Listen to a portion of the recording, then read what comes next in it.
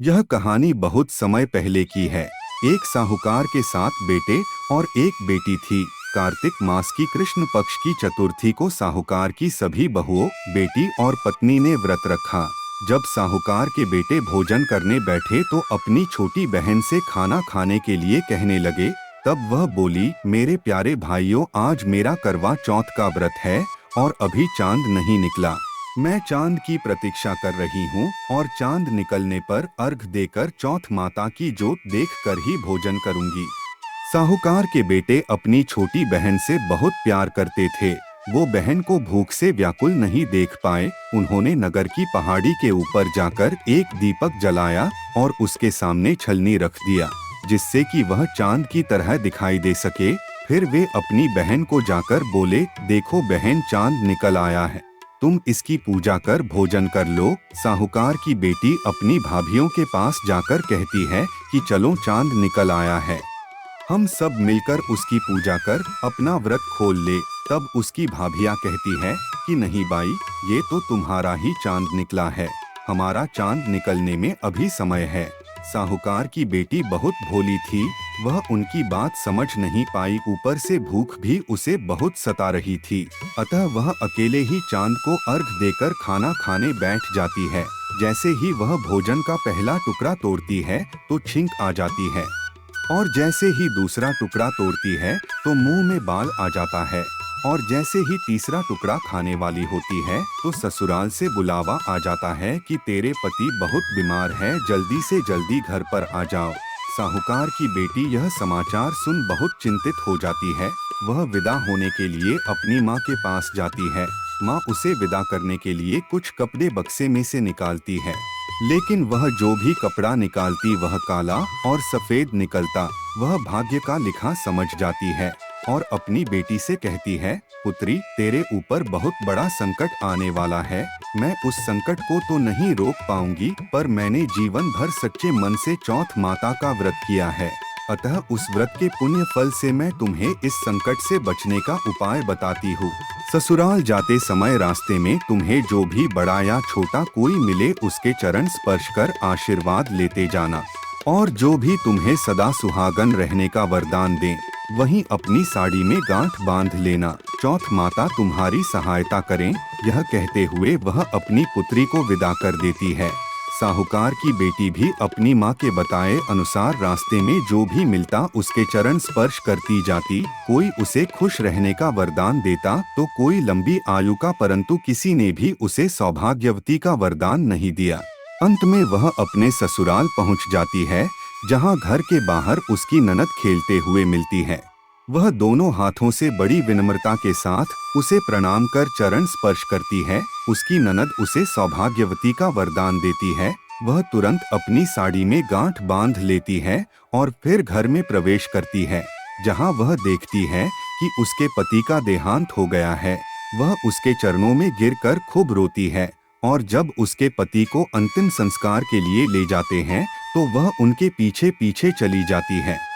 जब गांव वाले उसके पति के अंतिम संस्कार की तैयारी करते हैं तो वह मना कर देती है, तो गांव वाले ताने मारते हैं कि पहले तो अपने पति को खा गई और अब ठीक से इसका अंतिम संस्कार भी नहीं करने दे रही है। कैसी दुष्ट पत्नी है तू। परंतु वह किसी की बात नहीं सुनती। अंत में सब हार कर उन दोनों को वहीं छोड़कर चले जाते हैं। वह पास में बनी एक कुटिया में अपने मृत पति के साथ रहने लग जाती है। उसकी ननद उसे रोज खाना देने आती। वह हर चौथ का व्रत करती, चांद को अर्घ देती और चौथ माता की कहानी सुनती। जब चौथ माता प्रकट होती और कहती, करवाले करवाले, 7 भाइयों की लाडली करवाले, व्रत को खंडित करने वाली करवाले, तब साहूकार की बेटी अपनी गलती की क्षमा मांग अपने पति के प्राण मांगती। तब चौथ माता कहती कि हमसे बड़ी चौथ माता आएगी, उनसे अपने पति के प्राण मांगना। ऐसे ही धीरे धीरे सभी चौथ माताएं आई और यही कहकर चली गई। अब अश्विन माह की चौथ माता आई और बोली कि अब कार्तिक माह की चौथ आएगी। वह तुमसे बहुत नाराज है, वो हम सब में सबसे बड़ी है, उसके पैर मत छोड़ना, वही तेरे पति के प्राण तुम्हें लौटा सकती है। यह कहकर वह वापस लौट जाती है। जब कार्तिक माह की चतुर्थी आती है तो साहूकार की बेटी अपनी ननद से कहकर 16 श्रृंगार का सामान मंगवा लेती है और पूरे विधि विधान के साथ करवा चौथ माता का व्रत रखती है। चांद को अर्घ देती है और चौथ माता की जोत जलाती है। चौथ माता प्रकट होती है और कहती है, करवा ले, 7 भाइयों की लाडली बहन करवा ले, दिन में चांद उगाने वाली करवा ले, व्रत को खंडित करने वाली करवा ले। यह सुन साहूकार की बेटी चौथ माता के पैरों में गिर जाती है और कहती है, हे मेरी माया, मुझे माफ कर दो, मुझसे अनजाने में बहुत बड़ी गलती हुई है। मैंने 1 साल तक इस भूल का पश्चाताप भी किया है।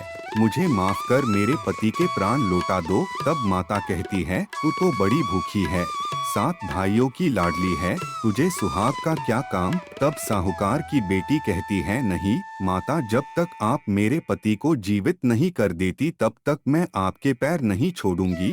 चौथ माता उस पर दया कर उससे सुहाग का सारा सामान मांगती है। वह तुरंत ही सुहागन स्त्री का पूरा श्रृंगार उन्हें दे देती है।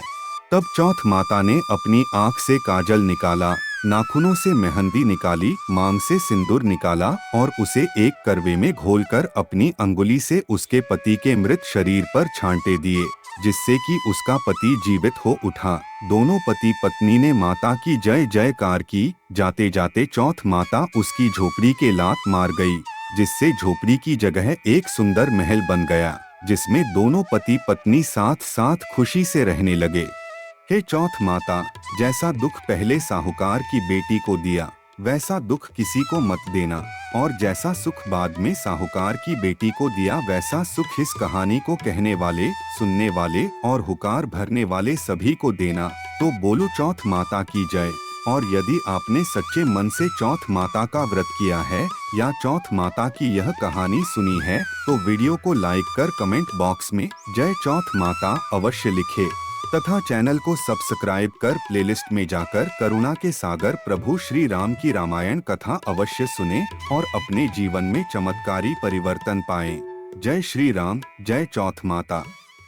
प्रिय दर्शकों, मात्र 29 रुपए में, जी हाँ भक्तजनों, मात्र 29 रुपए में प्रभु श्री राम की प्रेरणा व आशीर्वाद से हम लाए हैं दुनिया की सबसे सस्ती रामायण की ई बुक, जिसमें रामायण को हिंदी भाषा में बहुत ही सरल शब्दों में लिखा गया है। यह बुक निश्चित रूप से आपको प्रभु श्री राम के आदर्श जीवन से जोड़ देगी।